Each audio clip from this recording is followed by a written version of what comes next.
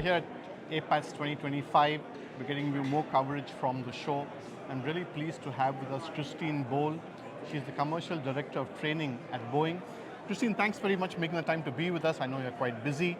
Can we just have a quick insight into your career? Sure, and Atul, thanks for having me here. Appreciate the chance to talk to you. I've been with Boeing for coming up on 35 years. I've been mostly in strategy and business development roles where I have been responsible for defining what we want to do in the future, product portfolios, locations, how do we support the airplanes. A little bit in finance, a little bit in a couple of other areas, and then most recently I've also got, in addition to strategy and business development, some sales and marketing roles. So I've got a good-sized team of people that address all that for the commercial training market that covers flight training, maintenance training, and cabin crew training. Fantastic. You had a wide career base, but you're actually now at the pointy end of the spear, right, with the requirements for pilot training. Absolutely. So Christine, can you take us through Boeing's pilot training outlook, pilot Sure. and technician training outlook So for every 25? year we put together a pilot and it's a personnel outlook for pilots and maintainers called the PTO, and we publish that usually in July of each year. Usually it's announced at Oshkosh. So just recently we did that. What that showed is there remains a strong demand for pilots going into the future. A little over 600,000 pilots are needed over the next 20 years. About 700,000 maintenance personnel are needed over the next 20 years. And then an even bigger number of cabin crew. And what that means is that the training industry is very important to maintain the growth that we'll see in the airline industry. When we looked at the figures this year and how it compares to some previous years, one notable thing for the 2025 release of this was that we started to see a little bit of a catch-up on the pilot side with the slowdown in deliveries from numerous manufacturers, not just from Boeing. There were less airplanes going into the market than in some of the previous forecasts. So while there's still growth, it slowed down just enough that the airlines have had a little bit of a chance to really get the pilot pipeline flowing, and so there's not quite as much pressure on the pilot side in terms of looking at an oncoming pilot shortage.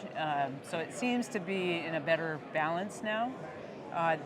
Now, airlines are growing. They're going to have to continue to invest in the training capability to maintain that and keep pace. So it doesn't mean you can take your eye off of that right now. It just means that we're in a little better position than we've been in the past.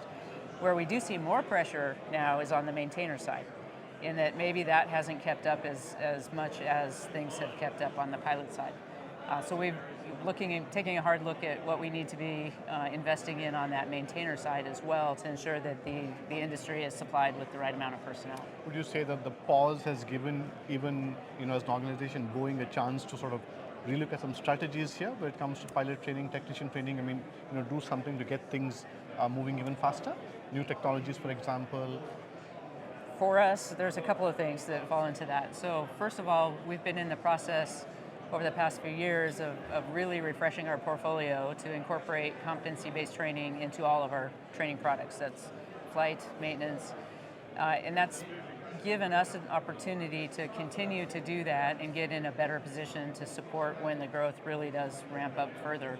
From our perspective, yes, on that front.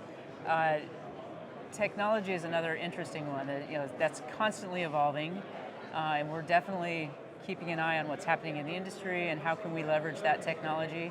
We want to do that in a smart way that is workable for the airlines to integrate into their training programs without having too much disruption, but taking advantage of the technology and making their training programs more effective, more efficient, and doing it in a way that maybe allows them to optimize the levels of equipment that are required. And so that's tricky because it requires not only the ability to go and integrate into the program, but to get the regulators to buy into that as well. Christine, thanks for that really nice and interesting insight into Boeing's activities on the training front. You're here at APATS. I just want to understand from you, how has your very large Boeing presence here, how has it been for you, or the interactions you've been having with companies? What's been interesting to you personally from your presence here? So APATS is always a fascinating show for us. We're at the focus on the Asia Pacific region, which is a high growth region. We have a lot of really important customers here buying airplanes. We've had even announcements over the last couple of days, Korean Airlines. And so for us, the chance to sit down with customers and talk about what are their needs, how are they growing, how are they starting to use technology, and what do we need to do to be able to help support those transitions that they're making. So we're talking about competency-based training and assessment, we're talking about data analytics, we're talking about new technologies and where does that fit in. We're talking about it in the early career space, so how do we make sure the front end of that pipeline continues to feed that so we don't get behind on keeping the pipeline going for the pilots. And even more so, what are we doing on the maintenance front to incorporate CBTA principles into that in a training environment that's less regulated and maybe a little harder to figure out how you use data analytics.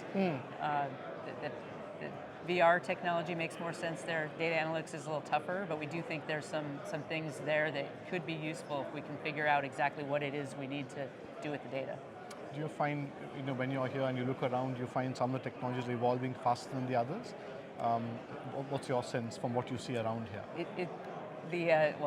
Certain technology, of course, is advancing faster or slower than others. I think you saw a real focus on VR a couple of years ago, and I think that while that's still out there, I think it's getting more targeted in where you actually apply it and use it.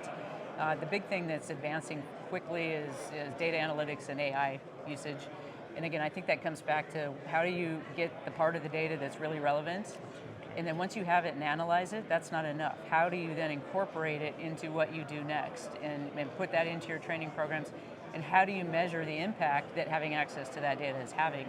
And so if you're not doing things with that data that show a measurable improvement or enhancement somehow, maybe you're looking at the wrong thing. So I think the industry is really focused on common technology, how do you pick the right data out, and how do you not only analyze it, but turn it into something that really benefits the training programs. Fantastic. Christine, thank you for your time and your very patient answers to all my queries. Thank you so much for making the time to be with us. Thank you. Pleasure. Pleasure to be here.